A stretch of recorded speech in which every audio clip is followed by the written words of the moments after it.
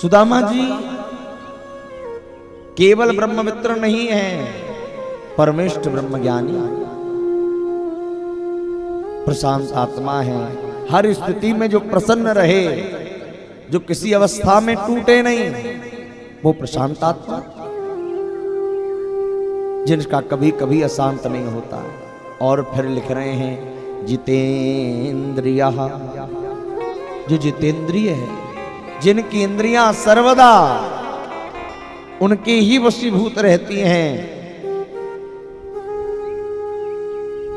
जो सदैव इनकी वशीभूत है। सुदामा जी के पास है कुछ नहीं,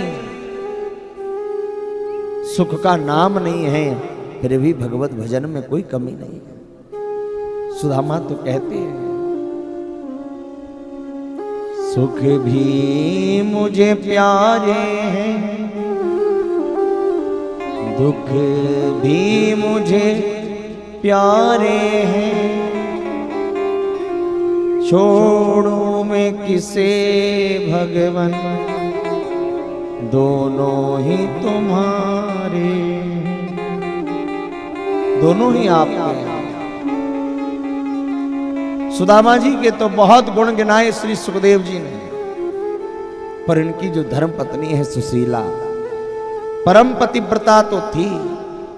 दरिद्रा सीदमानासा बेपमाना भिगम्य च, पर यहां पर एक शब्द लिखा है, सुदामा जी को कहीं भी सुखदेव जी ने दरिद्री नहीं कहा, कहीं गरीब नहीं कहा, कहीं भिखारी नहीं कहा। दरिद्र कौन है? दरिद्र वो नहीं जिसके पास कुछ नहीं है। सातो भवतो दरिद्रो यस्य तृष्णा विशाला, दरिद्र वो है जिसके पास सब कुछ होते हुए भी और की कामना मन में रहती है, वो सबसे बड़ा दरिद्र है।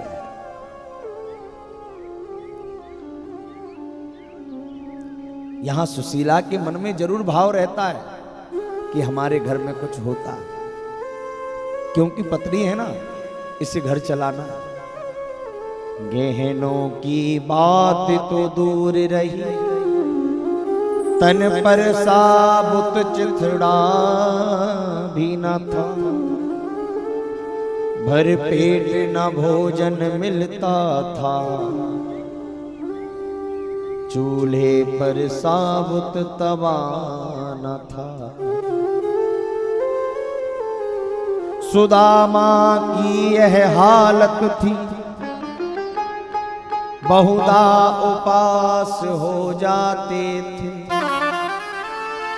फिर भी विरक्त रख कर मन में हरि भजन प्रेम से गाते थे। कुछ भी नहीं है सुदामा के पास, लेकिन भगवान के भजन की कोई कमी नहीं है। आज हमारे पास थोड़ा दुख आ जाए, सबसे पहले अगर कोई चीज छूटती है तो भगवान। हमारे साथ भगवान ने ऐसा कर दिया, आज से पूजन नहीं करूंगा, आज से आरती नहीं करूंगी, आज से जाप नहीं करूंगा। पर वाहरी सुदामा, इतना दुख, फिर भी चेहरे पर प्रसन्नता है।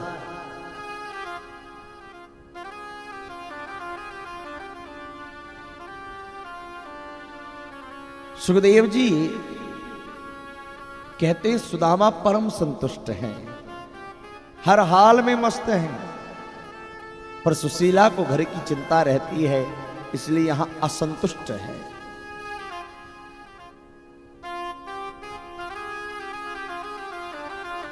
और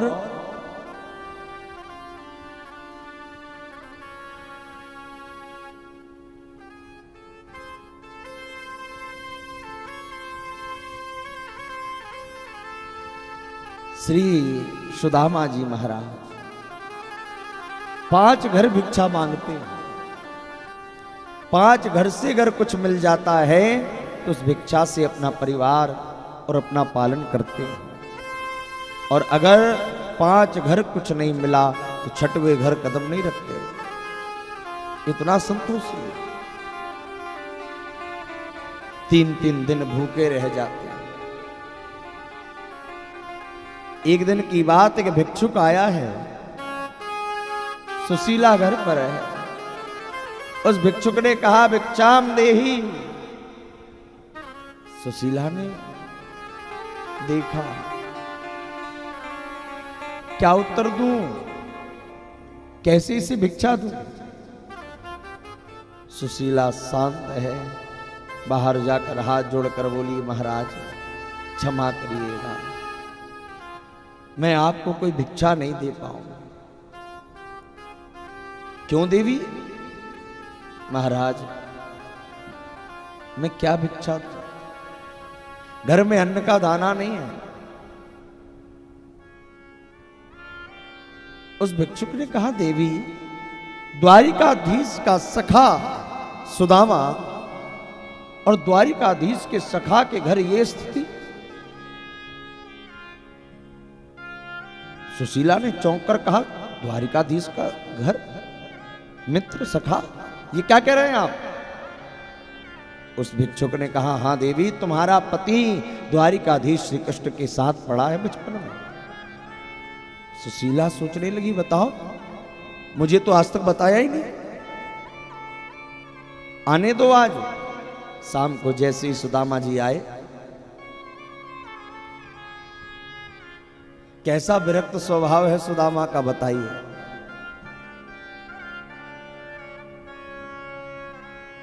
कभी अपनी पत्नी को भी नहीं बताया कि मेरे बचपन का सखा श्री कृष्ण है।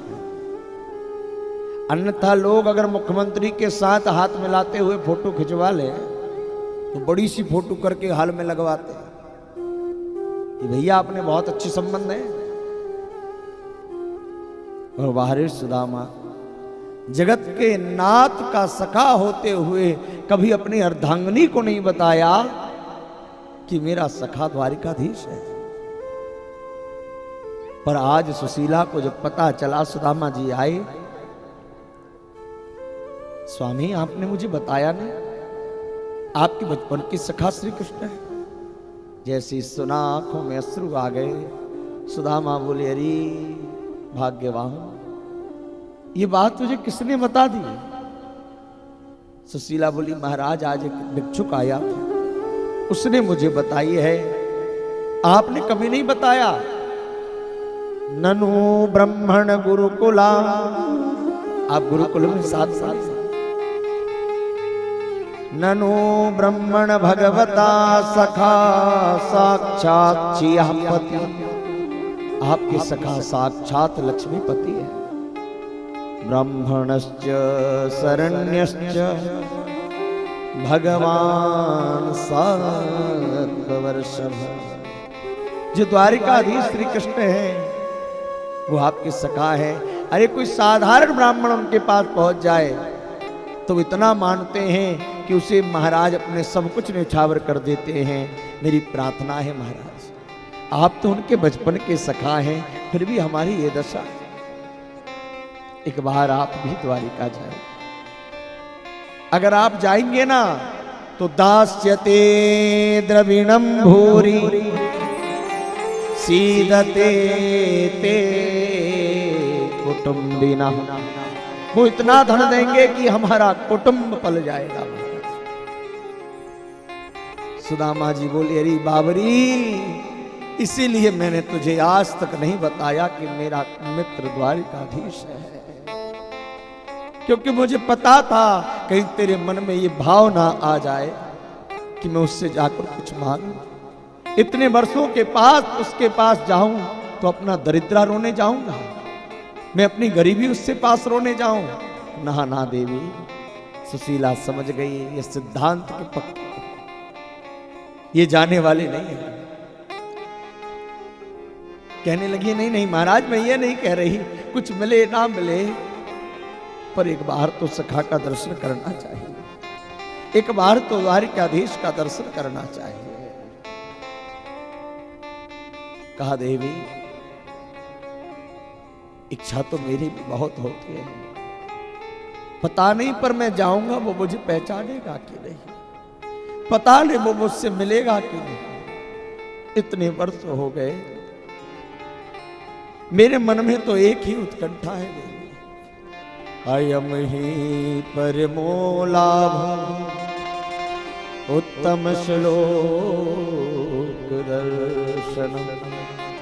उस उत्तम श्लोक महाप्रभु का दर्शन हो जाए, उसे एक बार आंखें भर के देख लो, और कुछ नहीं। श्री सुदामा जी महाराज, पर देवी में इच्छा तो बहुत है, पर जाऊं कैसे? क्यों?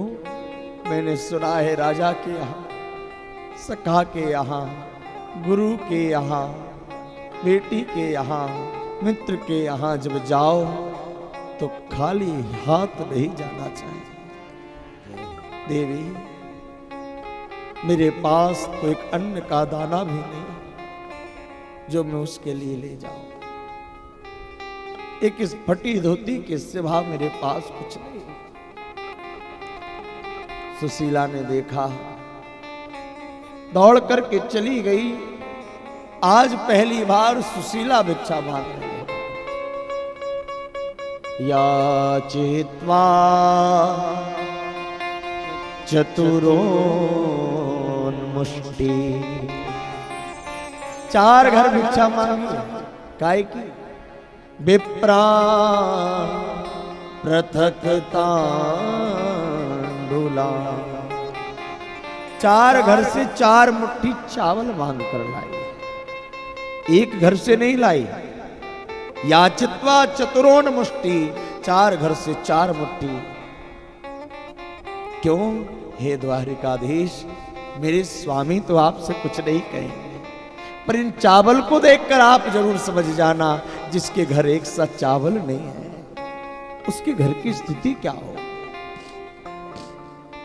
बांधने को कुछ नहीं है, अपनी फटी हुई साड़ी का ही पल्ला फाड़ रही है।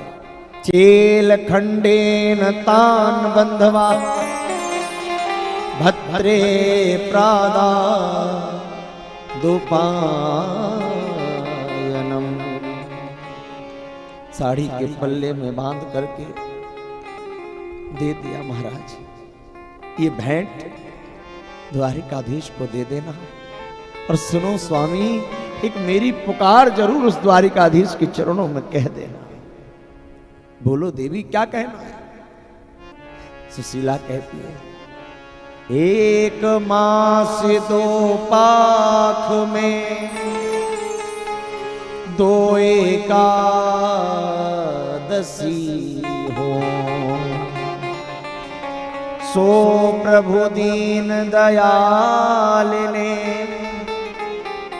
नित प्रति दीनी मो।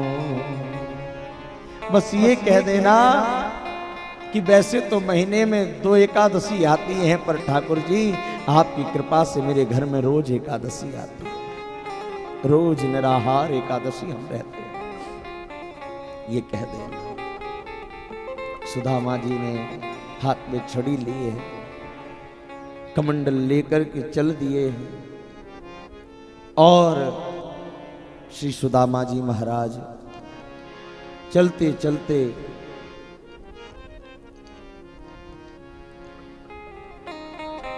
तीन दिन हो गए। 3 दिना चल विप्र के दुखन लागे पान, देख पेड़ की छाव में सोए गयो पाव पसार।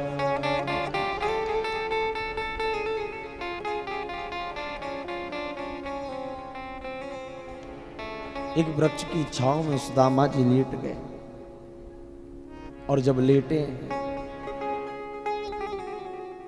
पैरों में छाले पड़े हैं।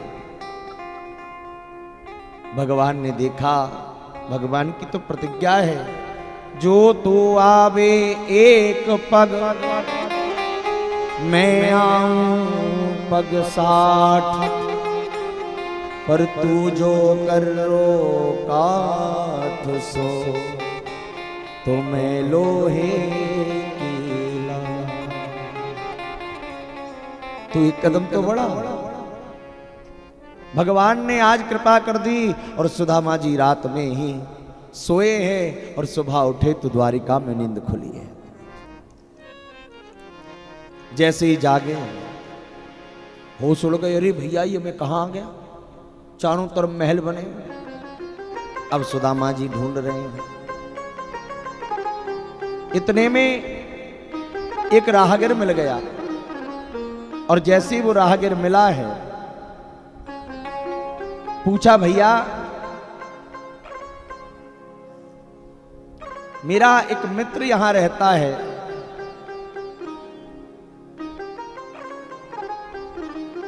उसका नाम है कन्हैया और उसका घर का पता मुझे बता दो।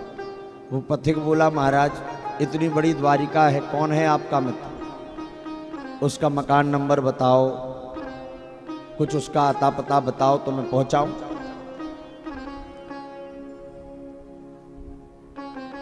सुदामा जी बोले भैया मैं ज्यादा तो नहीं जानता पर इतना जानता हूं वो द्वारिका का धीश है, हमाओ कन्हैया वा को नाम है। उस राहगीर ने जैसी सुने महाराज चौंक गया, बुला रे भैया तुझे पता है तू जिसका नाम ले रहा है उसका नाम ऐसे नहीं लिया जाता।